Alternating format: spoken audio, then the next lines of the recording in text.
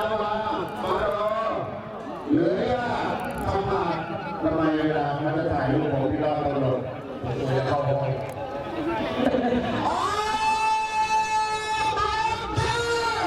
มาแล้วมีท่านผู้ชมได้มาดูกันสิว่าเที่ยวที่50เที่ยวที่50เวลาในขณะนี้ก็คือเวลา14 นาฬิกา 20 นาทีตรงตามตารางการแข่งขันพอดีต่อผู้กรรมการท่านชุดต่อผู้ได้ผู้บริการที่ดีสักที่สุดทั้งหมดของตำรวจทุกเขตและผู้สมเกียรติ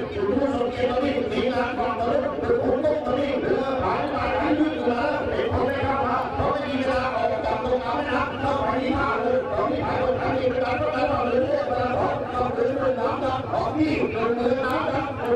องพี่แต่มาปากน้ำจะเป็นมาใส่เรือมาใส่จังหวัดกาฬสินธุ์เรือพี่ของจังหวัดสุรินทร์ในนามของเทศบาลของเรือน้ำดำเรือฝ่ายของพี่กาฬสินธุ์ที่จากผมนำอัดกันมาแล้วของไม่ดีเลยนะการที่ว่าเป็นที่ทำได้ไม่เป็นไรไม่เป็นไรคนต่อไปคนต่อไปเขาเป็นคนโบราณชาวบ้านคนดีแต่ที่ดีกว่าคนต่อไปคนไทยที่ไปตามตามเป็นคนไทยแล้วก็เป็นคนไทยทำอะไรนี่คนไทยไทยไทยบ้าน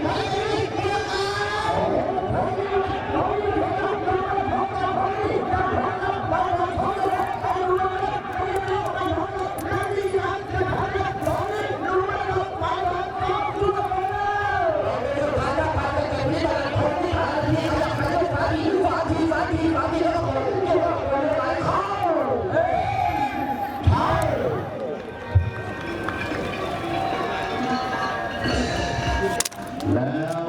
กรรมการไม่รอช้าครับ